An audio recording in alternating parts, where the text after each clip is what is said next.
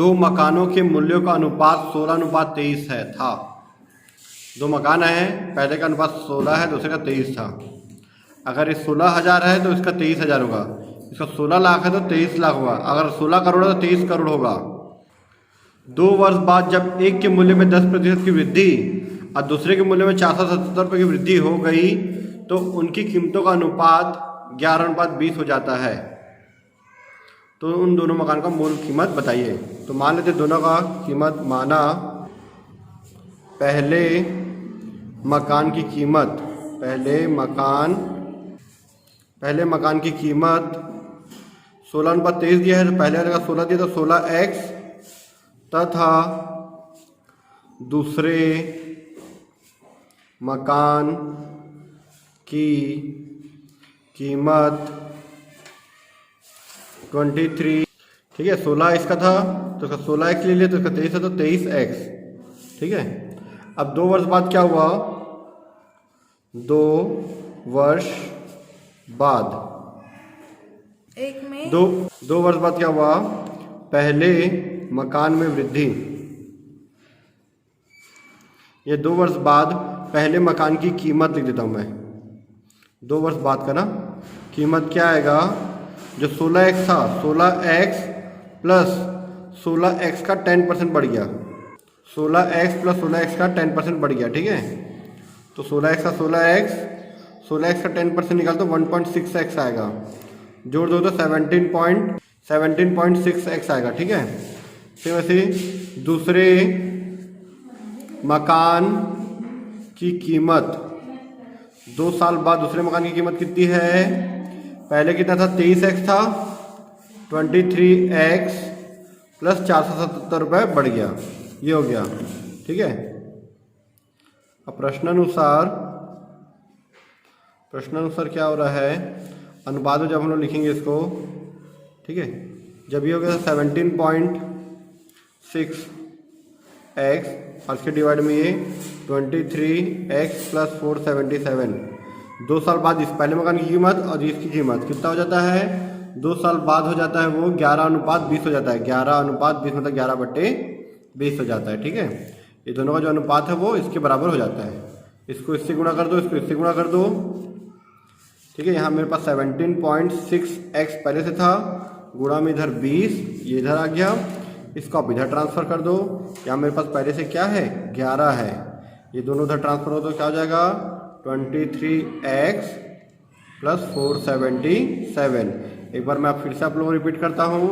देखो क्या दिया था हमको ये दिया हुआ था, पहले मकान की कीमत और दूसरे मकान की कीमत में 16:23 दिया हुआ था। 16:23 मतलब पहले मकान की कीमत को अगर 16x मानो तो दूसरे मकान की कीमत 23x होगा।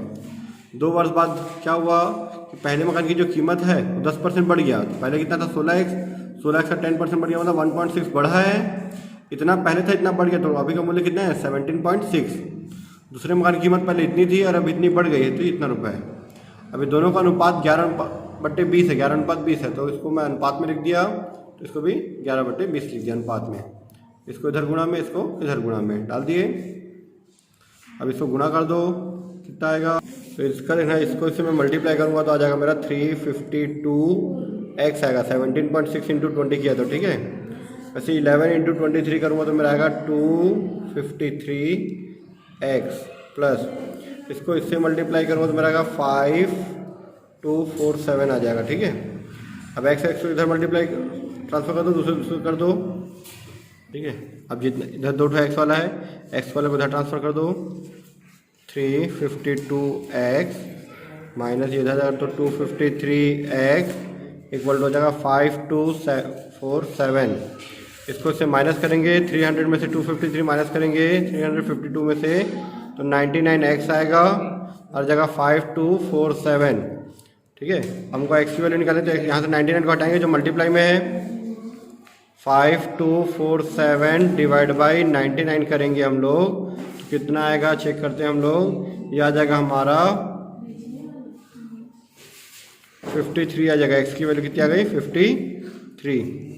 तो माना पहले मकान की कीमत 16x था, अतः पहले मकान की कीमत बराबर 16x मतलब 16 × 53, ठीक है। 16 इंटू 53 तो 848 रुपये आएगा।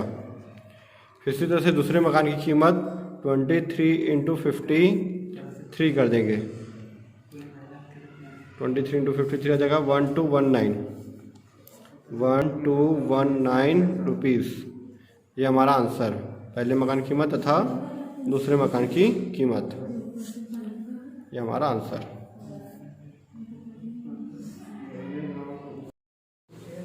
किसी जनसंख्या में यह देखा गया कि इन तीन शहर मान चलो रायपुर, दुर्ग, बिलासपुर में अवयस्कों का प्रतिशत 40%, 42% और 45%। अवयस्क मतलब जो कि 18 साल से कम के लोग हैं। इतना जनसंख्या दिया हुआ है। इन शहरों की कुल जनसंख्या का अनुपात 7:5:2 था। इन तीनों शहरों की कुल जनसंख्या में अवयस्कों का प्रतिशत बताइए। ठीक है, कुल जनसंख्या में अवयस्कों का प्रतिशत बताना है।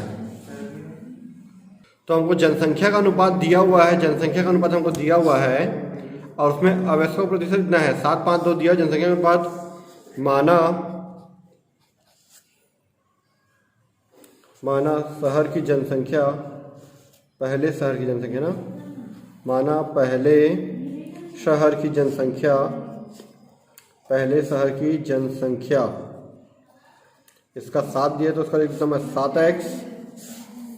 तब दूसरे शहर की जनसंख्या कितनी होगी, इसका 5x, तथा तीसरे शहर की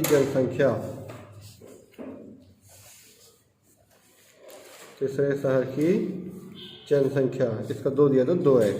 7:5:2 दिया, 7:5:2 कर दिया। ठीक है, अब पहले शहर में अवयस्कों की संख्या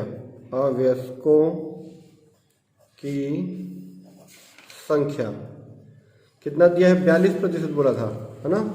40% पहले वाले में 40%, तो पहले जनसंख्या कितनी है, 7x है।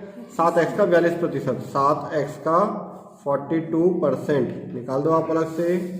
वैसे ही सेम दूसरे शहर की जनसंख्या में अवयस्कों का प्रतिशत, शहर की जनसंख्या कितनी है, 5x है।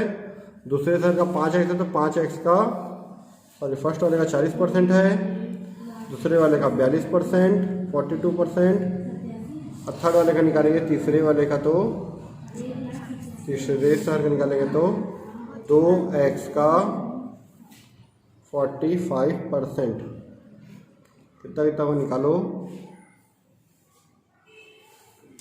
तो इसका आ रहा है 7 का, मैं 40% निकालूँ तो 2.8 आ रहा है। x का x, इसका मैं निकालूँ तो 2.1 आ रहा है, तो 2.1x, इसका तो निकालो तो 0.9 है, तो 0.9x। ये कुल वयस्कों का, अवयस्कों की संख्या, इस शहर की कुल जनसंख्या, ये है ना। तो अब हम लोग शहर की कुल जनसंख्या, तीनों शहरों की ना, तीनों शहरों की कुल जनसंख्या, कितनी होगी, पहला वाला 7x, दूसरा वाला 5x, तीसरे वाला 2x, ये हो जाएगा 14x। 7 5 12 2 14x। वैसे ही तीनों शहरों की अवयस्कों की संख्या, अवयस्कों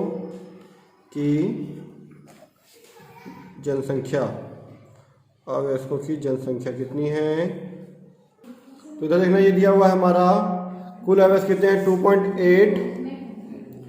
2.8x plus 2.1x plus 0.9x, जोड़ दो इसको, 3 हो जाएगा, 3 और 2 हो जाएगा 5.8x। अब निकाल सकते हो आप अवयस्कों